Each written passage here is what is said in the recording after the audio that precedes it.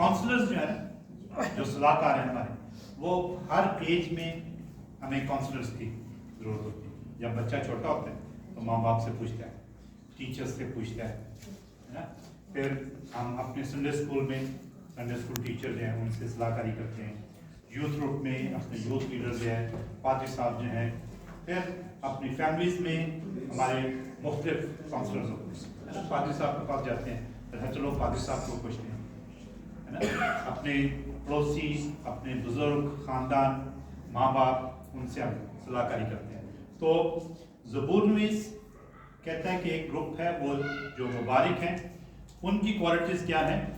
उनके सलाहकार जो हैं वो शरीर नहीं है, गलत रास्ते पे आपको नहीं डालेंगे। खुदा के कलाम के मुताबिक, खुदा के खौफ में जो बातें हैं वो आपको बताएंगे, ठीक है।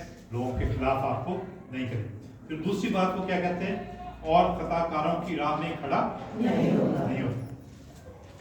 जहाँ पे खताकार खड़े होते हैं वहाँ पे वो खड़ा नहीं होता, ठीक है। उसकी जो रास्ता है वो फर्क है, उसकी जो फेलोशिप है वो फर्क है। और तीसरी बात को कहते हैं ठट्ठाबाजों की मजलिस में नहीं बैठना, ठीक है। मौकस और इमसाल की किताब में कहती है कि वो जो ठट्ठाबाज है वो हर चीज़ को मजाक समझता है, ठीक है। और जो शख्स हर चीज़ को मजाक समझते हैं वो आगे नहीं बढ़ सकता, ठीक है। जो ठट्ठाबाज है वो आगे नहीं बढ़ सकता, तरक्की उसकी ज़िंदगी में नहीं आ सकती, क्योंकि जब तक आप सुनोगे नहीं, उस पर अमल नहीं करोगे, उस वक्त तक आप आगे नहीं बढ़ सकते, है ना। तो अगर पादरी साहब का पैगाम सुन के हम आए तो उसके बाद हमने मजाक ही करते रहना को पादरी साहब ने ये लफ्ज़ गलत कह दिया था, वो फ़र्क कह दिया था, है ना, वो हमारे टीचर ने ये कह दिया था, वो कह दिया था, तो फिर हम सीखते नहीं। लेकिन दूसरी तरफ क्या है कि आज ये नई एक बात मैंने सीखी है।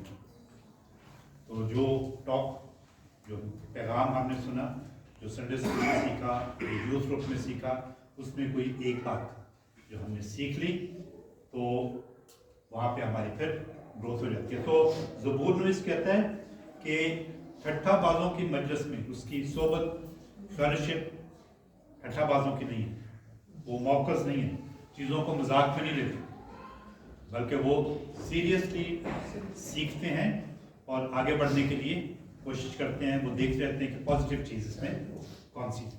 और फिर वो कहते हैं कि बल्कि खुदावंद की शरीयत में उसकी बल्कि लफ्ज़ है